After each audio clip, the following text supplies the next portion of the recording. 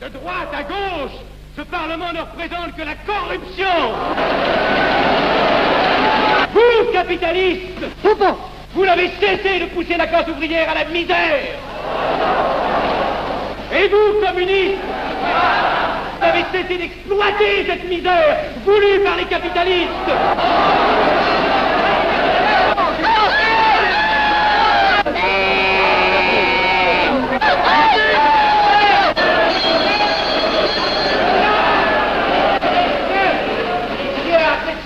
Et vous tous, parlementaires, désuets et périmés, n'insultez pas le parlementarisme.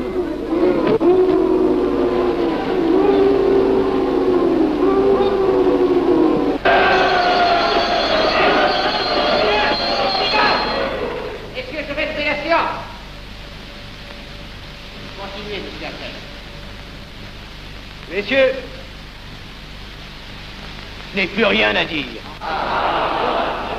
J'ai eu conscience de vous dire quelques vérités, peut-être désagréables, mais utiles. Non, ce ne sont pas quelques interruptions qui m'arrêteront. La communauté française ne se bâtira pas sur le conflit de la vieille bourgeoisie égoïste et du peuple affamé. C'est pourquoi je ne voterai pas ce projet, qui donne satisfaction au capitalisme international et serait le bon prétexte pour les communistes à accentuer nos divisions. Je ne le voterai pas. Je serai sans doute le seul à ne pas le voter, car il semble que par une étrange aberration, la Chambre tout entière soit prête comme toujours à trahir l'intérêt français au bénéfice de certains intérêts internationaux très particuliers.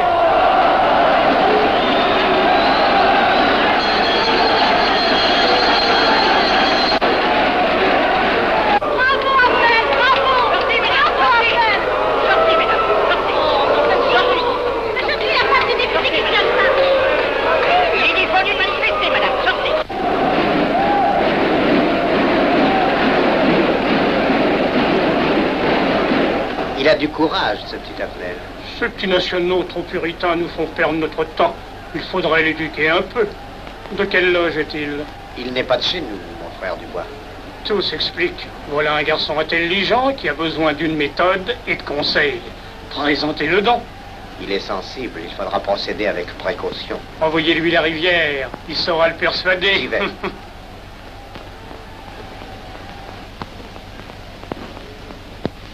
Mon cher vénérable, nous avons un service à vous demander. Enfin, dis donc, je vous suis tout dévoué.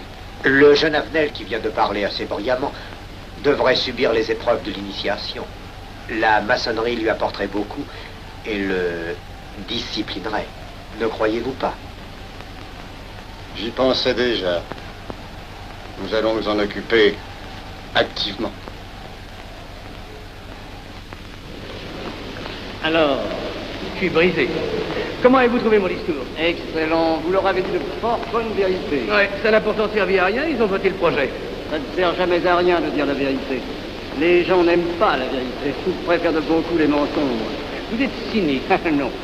J'ai une certaine expérience politique, déjà ancienne. À propos, voulez-vous venir un peu avec moi? J'ai quelque chose à vous dire. Volontiers.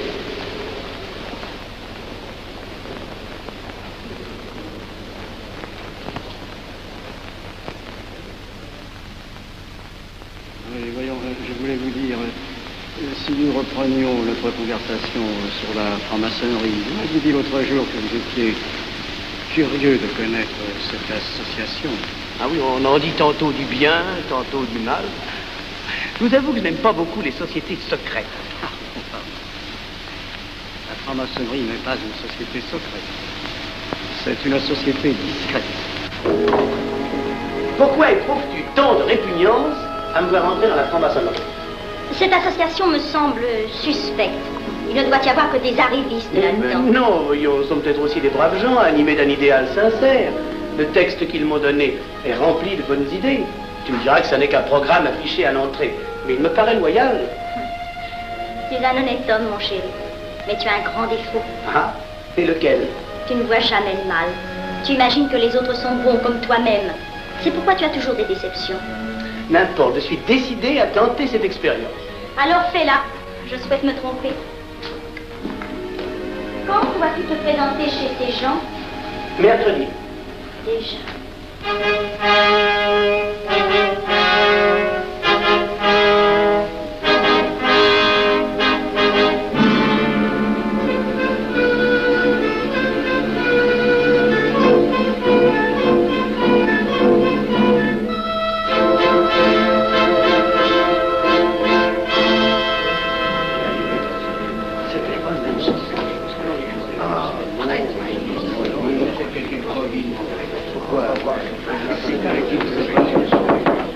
Mes frères, les travaux reprennent force et vigueur. La tenue du comité a voté l'interrogatoire du profane Avenel. Nous allons lire les rapports confidentiels de nos enquêteurs. Pierre Avenel, né en 1902 à Laval, a fait sa première communion. Oh, mon frère Valérie, je vous en prie. Mais déclare ne pas pratiquer régulièrement. A même cessé de fréquenter l'église. Très bien. Mais s'avoue spiritualiste.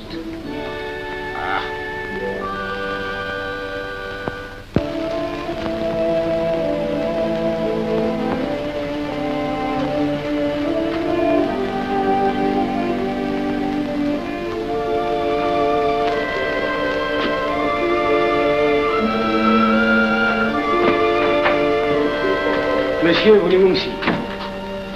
Permettez-moi de vous barrer les genoux. Mes frères, le profane Avenel, qui nous est recommandé par notre frère Gainsbourg, vice-président de la Chambre, est député. Cela ne nous impressionne pas. Nous devons surtout examiner ce qu'il pourra apporter à la franc-maçonnerie. Il nous faut des gens qui servent notre ordre et contribuent à sa puissance. Pour l'instant, il paraît afficher des idées nationales un peu trop absolues. Mais enfin, je voudrais vous prévenir d'une chose. Comme il est de notre intérêt de tenir en main un grand nombre de parlementaires, il vaudrait peut-être mieux ne pas lui poser des questions qui pourraient le choquer.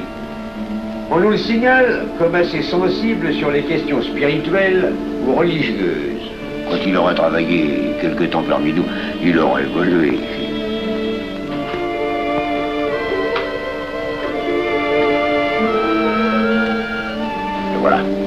le silence le plus absolu, mes frères. Qui frappe ainsi régulièrement à la porte du temple? C'est un profane qui demande à être interrogé, vénérable maître. Faites entrer le profane.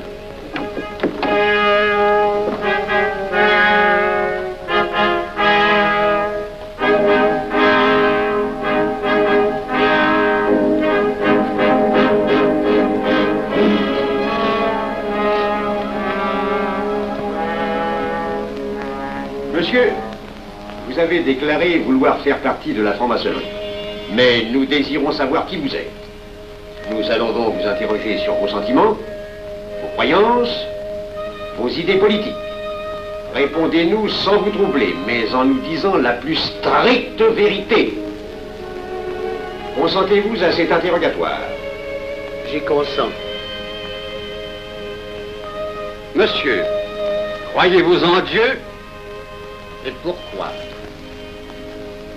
Il semblait être déçu par son premier contact avec la maçonnerie. Mais l'interrogatoire est assez pénible. J'ai dû paraître ridicule. Vous vous trompez.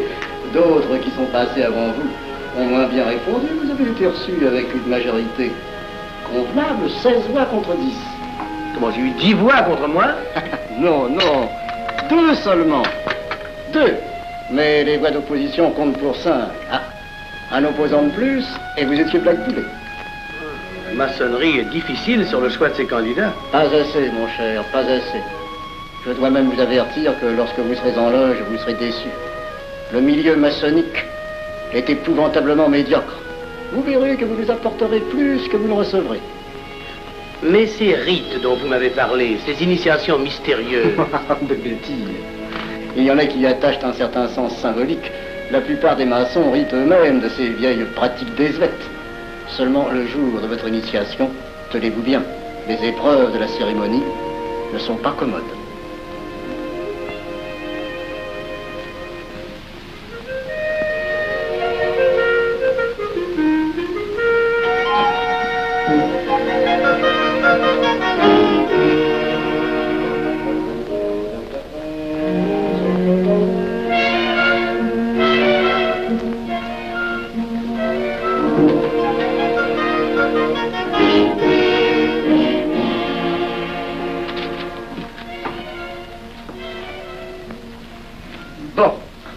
Attendez à la buvette, là. On viendra vous chercher.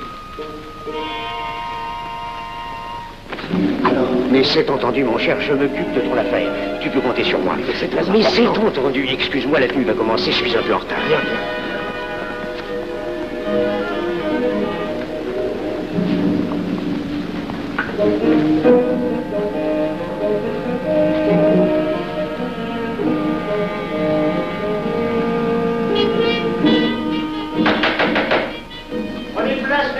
Nous allons ouvrir les travaux.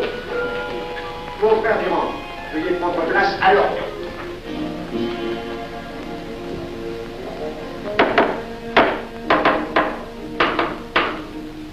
Frère premier surveillant, êtes-vous franc-maçon? Mes frères me reconnaissent comme tel, vénérable maître. Frère second surveillant, quel âge avez-vous? 3 ans, vénérable maître. Frère premier surveillant, quel est le premier devoir d'un surveillant en loge? Vénérable maître, c'est de s'assurer que le temple est couvert. Veuillez vous en faire assurer par le frère couvreur.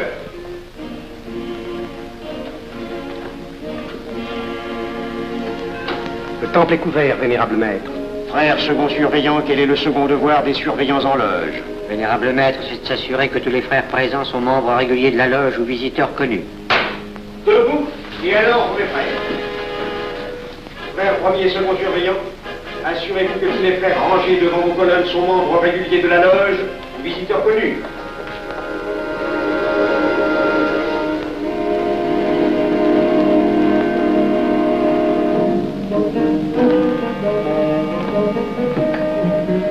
Vénérable maître, les frères qui décorent l'une et l'autre colonne sont membres réguliers de la loge ou visiteurs connus. Il en est de même à l'Orient. Frère premier surveillant, à quelle heure les francs-maçons opèrent-ils leurs travaux? À midi, vénérable maître. Quelle heure est-il, frère second surveillant? Il est midi, vénérable maître. Puisqu'il est l'heure du travail, frère premier et second surveillant, invitez les frères de vos colonnes à se joindre à vous et à moi pour ouvrir les travaux de la respectable loge des enfants de l'univers Orient de Paris, au grade d'apprenti, en la forme accoutumée. À moi, mes frères, par le signe, la triple batterie et l'acclamation.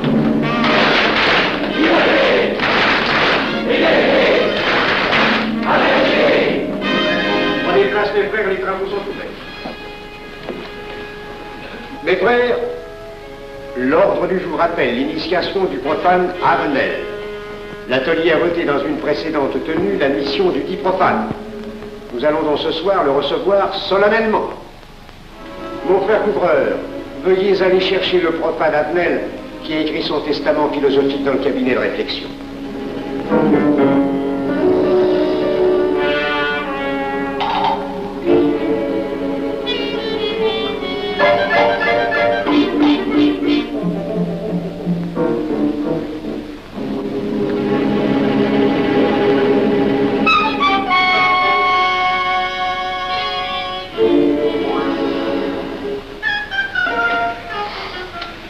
Rigolo leur truc. Monsieur, veuillez me suivre.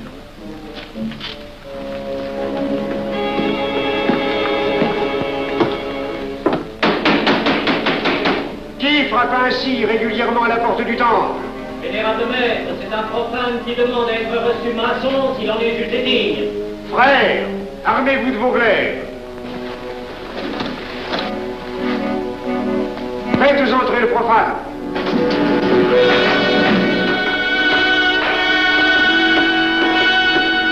Laissez-vous, monsieur.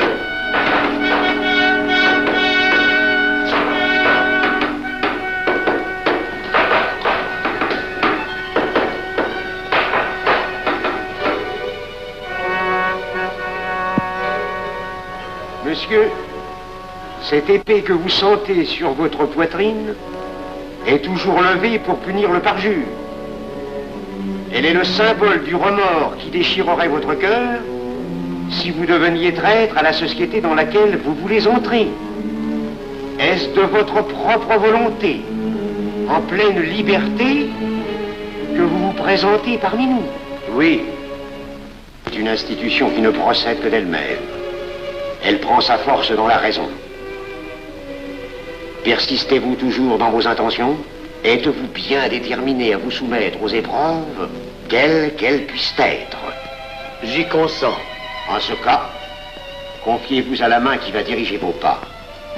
Mais, comme il serait imprudent de s'imposer des obligations dont on ne connaîtrait pas l'étendue, il est de la sagesse de cette respectable assemblée de vous dire quels seront vos devoirs si elle vous admet dans son sein. Le premier est un devoir absolu de secret sur tout ce que vous pourrez entendre et découvrir parmi nous, ainsi que sur tout ce que vous verrez et saurez par la suite. Je dois exiger de vous un serment prêté sur la coupe des libations. Consentez-vous à le prêter? Oui. Frère expert, faites approcher le profane. Et vous, maître des cérémonies, apportez la coupe des serments. Présentez la coupe au profane.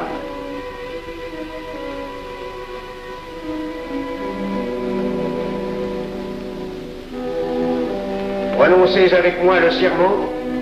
Je m'engage sur l'honneur, au silence le plus absolu, sur tous les genres d'épreuves qu'on pourra me faire subir. Je m'y engage. Vous devez connaître toute l'importance d'un serment. Si jamais vous manquiez à une parole aussi solennellement donnée, buvez. Buvez! Buvez! Que ce breuvage amer soit pour vous le symbole de l'amertume et du remords que laisserait dans votre cœur le parjure qui aurait souillé vos lèvres. Frère expert, emparez-vous du profane et faites-lui faire son premier voyage.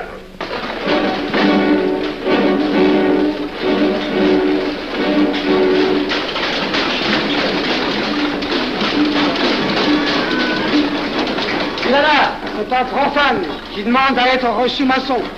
Comment ose-t-il l'espérer? C'est qu'il est libre et de bonne mœurs. Puisqu'il en est ainsi, qu'il passe.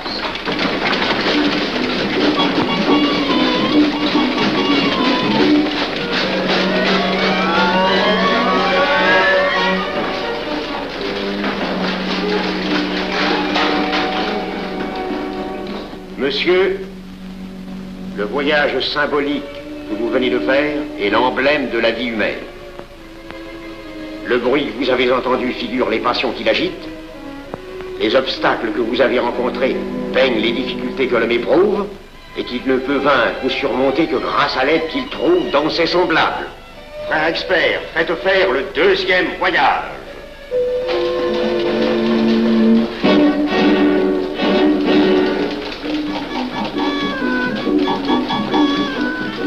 Qui va là?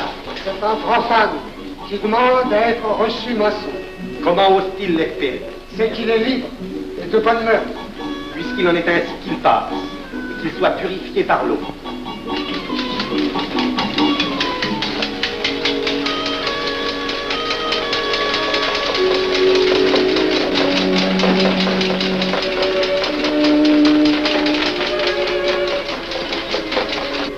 Monsieur, nous avons procédé à l'épreuve de l'eau qui représente l'épuration de votre esprit naissant à la vie maçonnique.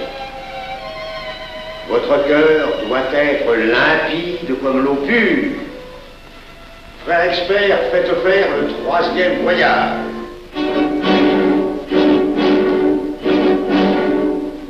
Qui va là? C'est un profane qui demande à être reçu maçon. Comment ose-t-il l'espérer? C'est qu'il est libre et de bonne mœurs. Puisqu'il en est ainsi qu'il passe par les flammes.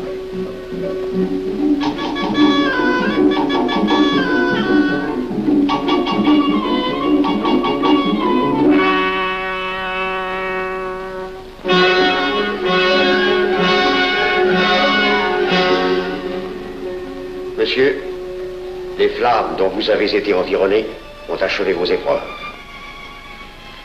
L'ordre maçonnique dans lequel vous demandez à être admis pourra peut-être un jour exiger que vous versiez jusqu'à la dernière goutte de votre sang pour sa défense et celle de vos frères. Je vais maintenant vous faire prêter serment à la franc-maçonnerie. Frère expert, amenez le profane à l'autel. Mes frères, debout, à l'ordre et lève vos mains.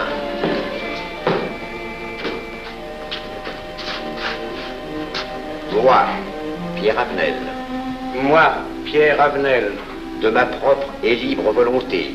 De ma propre et libre volonté. En présence de cette respectable assemblée de maçons. En présence de cette respectable assemblée de maçons. Je jure et promets solennellement. Je jure et promets solennellement. De ne jamais révéler aucun des mystères de la franc-maçonnerie qui vont m'être confiés. De ne jamais révéler aucun des mystères de la franc-maçonnerie qui vont m'être confiés. Quelle idée saugrenue ton mari a-t-il de se faire recevoir franc-maçon? Je lui ai déconseillé tant que j'ai pu, mais tu sais comme il est entêté. Il va se trouver dans un milieu d'arrivistes si médiocre. On l'a pourtant bien prévenu. Pourvu qu'il ne lui arrive rien. Il y a tant d'histoires qui courent sur le compte de ces sociétés secrètes. Ne t'inquiète pas, Pierre. Il saura se tirer d'un mauvais pas. Prudent. Pas assez. Monsieur, le serment que vous venez de prêter ne vous donne-t-il aucune inquiétude? Consentez-vous à le renouveler lorsque vous aurez reçu la lumière? Je le renouvellerai.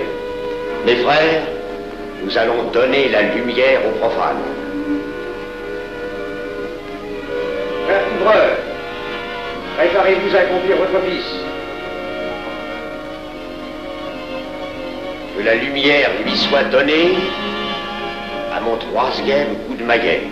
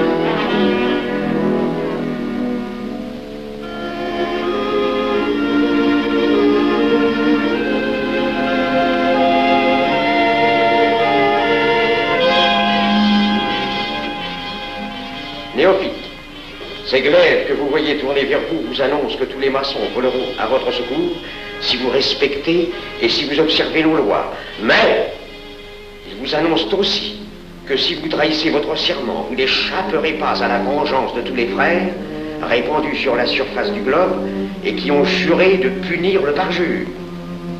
Le jurez-vous, mes frères? Nous le jurons.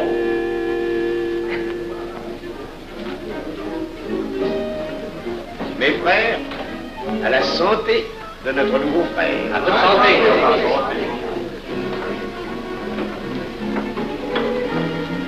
Mon très cher frère, qu'est-ce que vous pensez de cette soirée? Eh bien, c'est curieux. Cette cérémonie est très impressionnante. Mon cher frère, pourrais-je vous laisser ma carte au cas où vous auriez besoin de mes services? Je vends de tout, de la bonneterie, des chaussures, du savon à des prix invraisemblables. Tu permets, mon cher Lévi-Stein? Je t'en prie. Mon frère Avenel, nous allons bientôt vous mettre à contribution.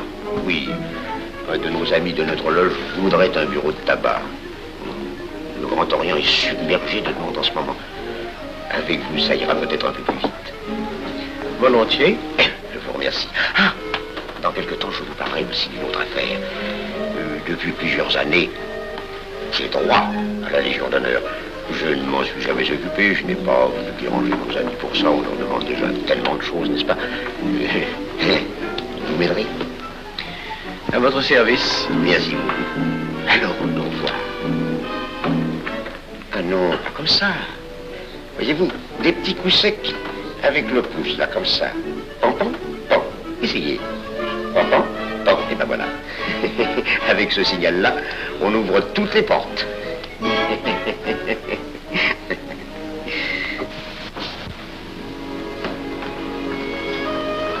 Alors, content? Bon. Tu as l'air contrarié. Oh non. Déjà déçu? Pas encore. Tu me raconteras la séance. Ah, j'ai juré de ne rien dire. Même à moi? Écoute, c'était pas ridicule. C'était étrange.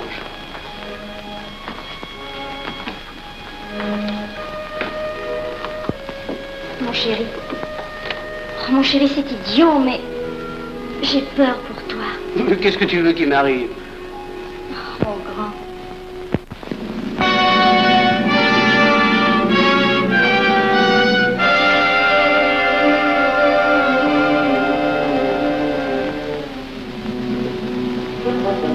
Mon très cher frère Avenel, vous êtes député. J'ai un service à vous demander. Lisez la tous les détails sont la plus. Mon très cher frère, si vous pouviez m'obtenir cette place, vous me feriez plaisir. Mon cher, donnez donc un coup de téléphone au préfet, qu'il m'ôte cette contravention. Demandez la liberté, le scandale fascinateur. Mon très cher frère Avenel, j'ai besoin d'un bon témoin de moralité dans un procès. C'est un de nos frères qui passe en correctionnel. Il est bien un peu coupable, mais avec un peu d'appui. Et pour manifester cette solidarité maçonnique, je suis sûr que vous voudrez bien vivre.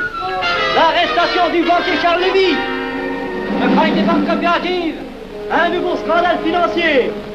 Il faut l'exclure, c'est une fripouille. Oui, évidemment, c'est une fripouille, mais puisque personne ne le sait, nous pouvons le garder parmi nous. Non! Mais je comprends très bien vos réactions, mon cher Avenel. Mais tenez, je vais vous citer un exemple. J'ai vécu pendant 20 ans en maçonnerie avec un frère que je considérais comme un escroc. Ben, je n'ai rien dit, parce que c'était un excellent maçon. Nous ne sommes pas du même avis.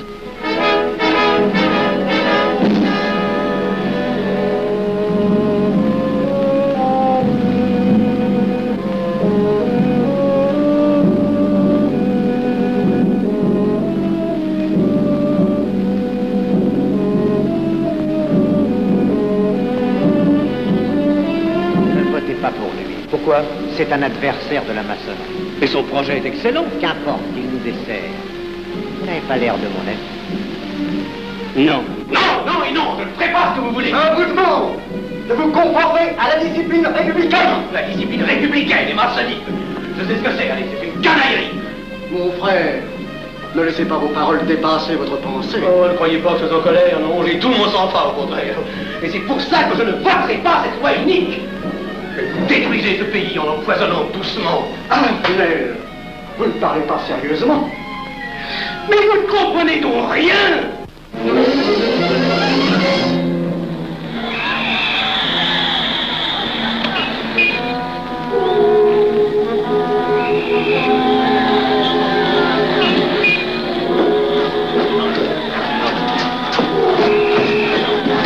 Que se passe-t-il? Regardez. Mais calmez-vous, mon vieux. Ce n'est rien.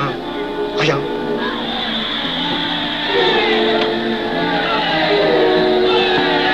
Que croyez-vous qu'on doit faire? Rien. Surtout rien. Pas de pareil cas, il faut attendre. Et croyez-moi, il n'y aura pas d'incident. Tous ces gens vont rentrer se coucher. Ils sont fatigués d'avoir crié.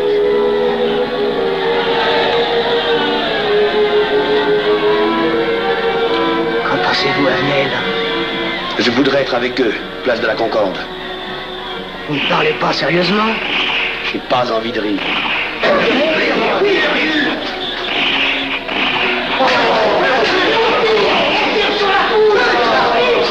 Il faut arrêter ça, oui!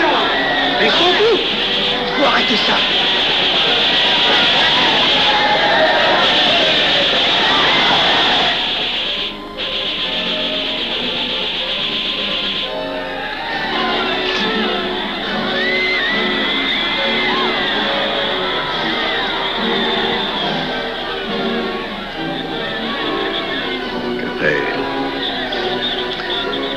Trop tard.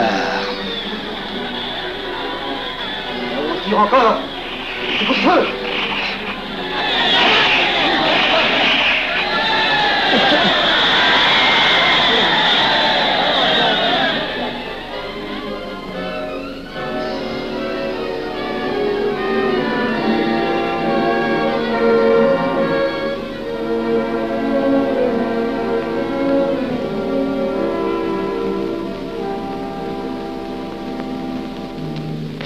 Messieurs, nous avons établi définitivement la liste des membres de la commission d'enquête. Tout le monde est bien d'accord pour la soumettre au vote de la Chambre. Pas d'objection? Le projet est accepté à l'unanimité. La séance est levée.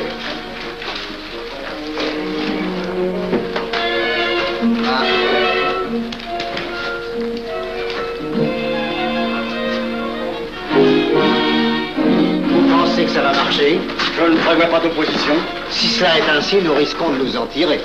Je le crois sincèrement. Nos frères députés nous attendent dans un salon voisin. Ils sont impatients de vous entendre. Bah allons-y. Arnel. À propos, cher ami, je vous ai mis d'office dans la commission d'enquête. Moi, pourquoi? C'est indispensable. J'ai besoin de vous. Venez avec nous. Vos amis nous attendent.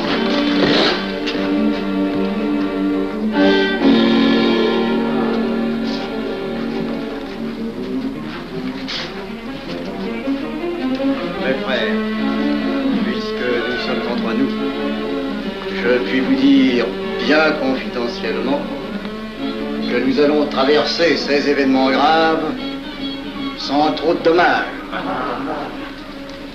La commission vient d'accepter tout à l'heure les listes que nous avons proposées pour la commission d'enquête. Beaucoup de nos adversaires en font partie, mais dans l'ensemble, les maçons sont encore en majorité. Rassurez-vous donc, ni la République ni la maçonnerie ne sont perdues. Elles ont traversé une crise grave. Elles sortiront renforcées de cette épreuve. Merci.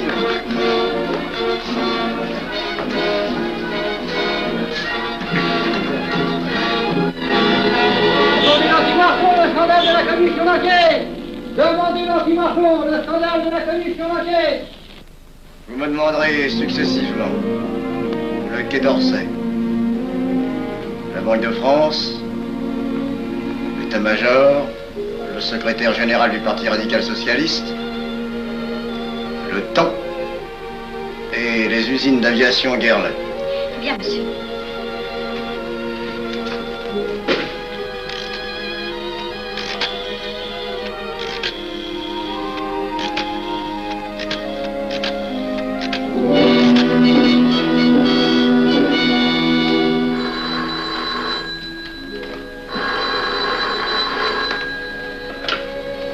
Allô, le chef de cabinet du ministre. Allô? Mais oui, passez-le moi. Lui-même, à vos ordres, mon très cher ami. Je ne peux rien vous dire par téléphone. Il pleut. Vous me comprenez? À merveille. Alertez tous nos amis à l'étranger. Qu'en aucun cas, on ne parle de nous. Silence. Compris. Allô, ici Général Maisonnat. À vos ordres, mon cher Larivière. Je compte sur vous, mon cher général, pour que l'armée ne varie pas politiquement. Elle doit rester divisée, avant tout. Ne craignez rien, j'ai déjà procédé à des changements importants. Tous les officiers suspects d'être contre nous ont été éloignés de Paris et séparés les uns des autres. Mes frères, il est indispensable de franchir cette mauvaise passe. Il ne faut pas trop de mouvement de bourse. N'est-ce pas, mon frère sous-gouverneur? Nous maintiendrons la monnaie. La presse de droite doit essayer d'attaquer la presse de gauche. Pendant quelque temps. Pour donner le change. C'est entendu.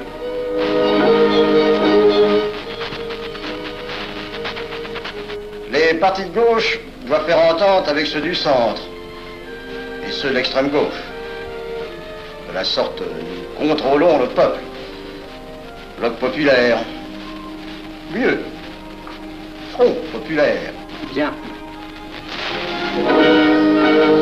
Quant à vous, mon cher Garlet, j'ai reçu ce matin une communication de l'étranger. On nous demande d'envoyer immédiatement du matériel d'aviation en Espagne. Moyennant quoi nous aurons tous les appuis politiques nécessaires. Même nos prototypes. Surtout nos prototypes. Ne croyez-vous pas que ce serait dangereux pour notre défense nationale? Faites ce que je vous dis.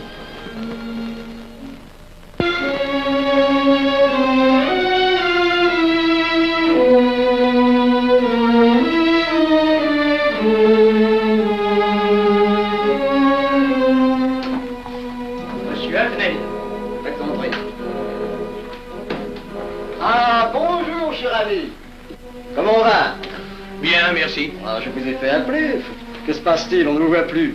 Vous le boudez? Oh non. Cigarette. Non, merci.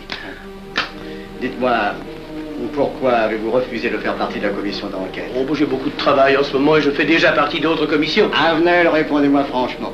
Ce n'est pas parce que nous avons eu l'autre jour une petite discussion bien fraternelle? Eh bien, justement, si. Je voudrais vous parler de la franc-maçonnerie. Ah, mais bien, voyons, mais bien entendu. Asseyez-vous. Alors? Ah, je vous écoute. Eh bien, voilà, vous avez été mon présentateur, je vous dois une explication. Je suis décidé à déposer ma démission. Vous avez l'air d'avoir été déçu par la maçonnerie. Oh, pire, choqué. Pourquoi? Mais confessez-vous, mon vieux. Vous ne serez pas le premier maçon qui m'aura ouvert son cœur. Qu'est-ce qu'on vous a fait? Mais à moi, personnellement, rien. Mais je trouve ce milieu maçonnique... pourri d'arrivistes écœurants. Je vous l'accorde. Ah, je ne vous le fais pas dire. Oh, croyez-vous que je sois dupe? Alors, je ne comprends pas. Tant de vertus affichées sur le programme à la porte. Tant de mystères à l'intérieur pour ne cacher que ces petites combines, ces appétits de comitards. Je m'attendais à trouver des hommes dévoués, sinon supérieurs. Au lieu de ça, je n'ai rencontré que des quémandeurs de bureaux de tabac ou de décoration, ou alors des fripouilles qui cherchaient à m'utiliser pour échapper à des condamnations. En dehors d'eux, des phraseurs, des sectaires, ignorant tout, ne connaissant rien de l'histoire de leur pays, rien de l'histoire du monde, rien de la politique, rien de la philosophie, rien. Ah, des cerveaux vides, mais des dents longues, et des langues folles. Et c'est cela qui gouverne la France. Quel grade avez-vous maintenant? J'ai été initié à la maîtrise il y a peu de temps. Eh bien, si vous avez le courage de vivre encore quelques années dans la médiocrité des ateliers bleus, vous passerez ensuite aux ateliers supérieurs. C'est mieux? C'est autre chose. Voyons, vous êtes 33e, n'est-ce pas? C'est le grade le plus haut dans la maçonnerie. Mon petit Avenel, je vais vous révéler, quoique je ne le doive pas, ces fameux secrets maçonniques dont on fait tant de mystères. En maçonnerie, on cache tout aux petites gens. En bas, vous ne savez rien. En haut, vous commencez à voir un peu plus clair dans le jeu mondial. Moi-même, je ne suis pas totalement éclairé sur les intentions des dirigeants de notre ordre. Et quand je dis dirigeants, je me trompe. Il n'y a pas de chef chez nous. Il n'y a que des exécutants. Je suis un pion sur un échiquier, j'accomplis une fonction. Je reçois des messages. J'obéis. Je transmets. J'agis. Mais qui dirige? Personne. C'est beaucoup plus compliqué et simple en même temps qu'on ne pense. Qu'est-ce que la maçonnerie? Des groupes d'hommes qui se sont réunis aux quatre coins de l'univers pour enserrer le monde dans un réseau aux mailles infranchissables. Nous sommes 50 000 en France, 500 000 en Angleterre, 3 millions en Amérique, c'est peu. Mais c'est énorme, parce que nous formons un bloc uni d'une seule volonté. Nous rayonnons partout, nous commandons partout. Ici, 300 parlementaires sont francs-maçons. En Angleterre, le roi fait partie de notre ordre. Aux États-Unis, le président est 32e. Il n'y a pas un pays où nous n'ayons nos appuis secrets, nos hommes, nos banques, nos groupes dévoués. Et ceci n'est rien. Je ne vous montre là de la maçonnerie que la puissance physique. Il y a peut-être autre chose. Mais quoi? Une doctrine supérieure. Une antique expérience des forces du monde qui nous permet de pousser les peuples tantôt vers la vie, tantôt vers la mort, quand il le faut. La mort? Je croyais la maçonnerie attachée à la paix. À une certaine paix. Notre paix. Sinon,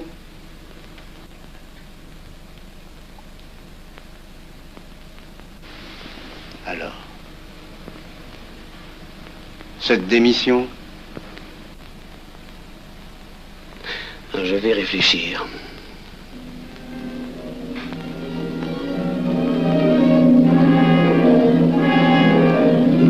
Alors, il n'y a qu'une solution, la guerre.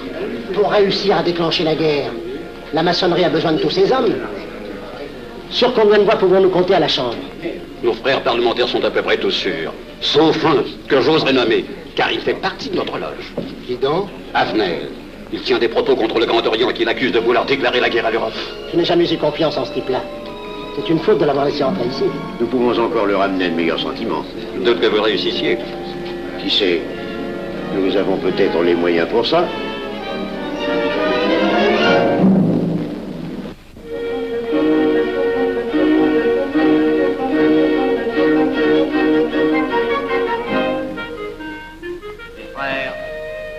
L'aviation allemande n'a pas d'appareil. Plus de 2000 accidents d'avion l'année dernière en Allemagne. La ligne Siegfried est à peine construite. Les tanks allemands marchent difficilement. Un détail entre autres qui m'a été rapporté par un de nos frères. Quand leurs tanks sont entrés à Vienne, on s'est aperçu que certains d'entre eux étaient en carton et montés sur des hautes bicyclettes. Croyez-moi, mes frères, il nous serait facile d'abattre le national-socialisme dont les exigences sans cesse accrues deviennent intolérables. Et libérer ainsi nos frères réduisent à l'esclavage. Jamais nous n'avons été plus près. En 15 jours, nous réglerions le sort de l'Allemagne. Notre loi régirait l'Europe définitivement. Notre victoire est sûre. C'est faux. C'est faux. Silence. Ce que dit cet homme est faux. Mon frère, je vous rappelle alors, vous n'avez pas la parole. Je le sais. Je suis député et membre de la commission de la défense nationale. Je ne peux pas laisser se prolonger un discours aussi manifestement erroné. Les appréciations de monsieur... De notre frère, Liechtenstein. Oui, si vous voulez.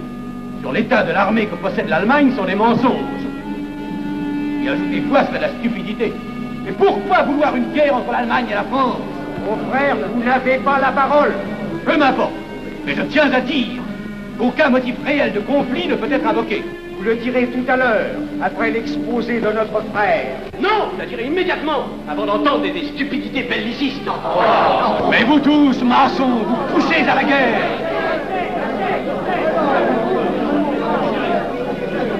Pour que ce pays soit gouverné par vos lois, par les Juifs, et la maçonnerie surtout. Le peuple français ne se battra pas pour défendre une idéologie fumeuse, un régime ignoble, une république pourrie. Mon frère Avenel, je vous prie de couvrir le temple.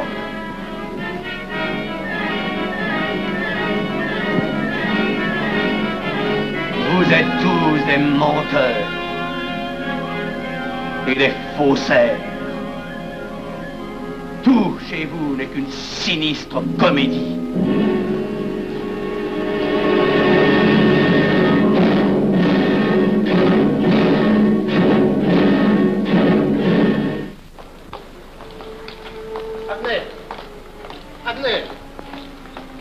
Avenel, excusez-moi, comme vous, j'habite Neuilly, c'est pourquoi je me permets de vous rejoindre. Mais vous avez fort bien fait, monsieur. J'étais près de vous à la tenue. Je voulais vous féliciter. Oh, merci. Vous avez très bien fait de leur crier des vérités. Ce sont des fous. Malheureusement, il est impossible de leur faire entendre raison. Les événements sont pourtant indiscutables. Oui, oui. Dites-moi, j'ai des documents confidentiels sur l'action actuelle de la maçonnerie qui peut-être vous intéresseraient. Des documents? Oui, oui, des documents. Vous êtes député, il serait utile et urgent que je vous les communique. Mais je crois bien, où sont-ils? Chez moi, pas très loin d'ici. Si vous avez quelques minutes. Et volontiers, allons. Alors, qu'est-ce qu'on décide? Pétard ou couteau? Le couteau, ça fait moins de bruit. Attention, les voilà.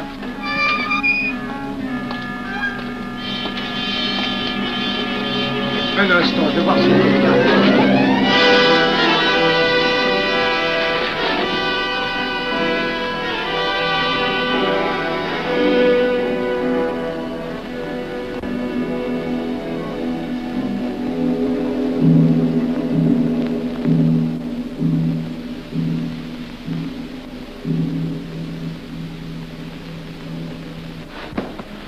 Ne t'inquiète pas, mon chéri. Tu guériras vite. Le docteur a dit maintenant que tu étais sauvé, à condition d'être sage.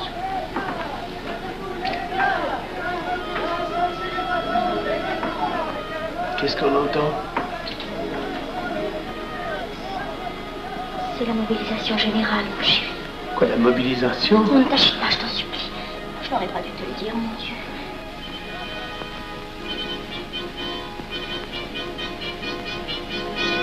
T'en fais pas, mon chéri. Tu reviendras vite.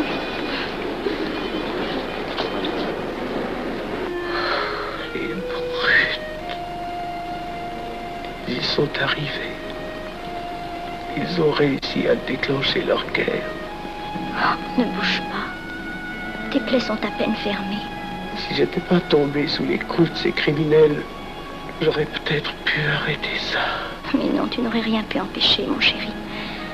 Ces hommes sont plus forts que toi. Ils ne t'auraient pas manqué.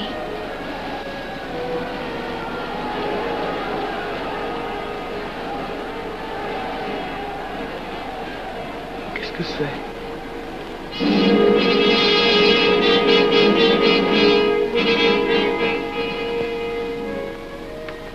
Les malheureux. S'ils savaient ce que je sais.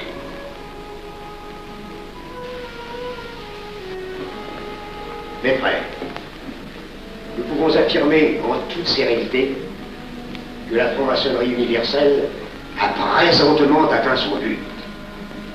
Cette guerre qui est la nôtre est déclarée. Elle doit aboutir au triomphe de notre ordre. Il importe que le monde soit définitivement gouverné selon nos méthodes et par nos idées. Debout et alors. premier surveillant, à quelle heure ferme-t-on les travaux? À minuit, vénérable maître. Quelle heure est-il, frère, second surveillant? Minuit, vénérable maître. Puisqu'il est minuit et que nous avons accompli notre œuvre, je déclare les travaux clos à mon maillet. Retirons-nous en paix, mes frères, sous la loi du silence.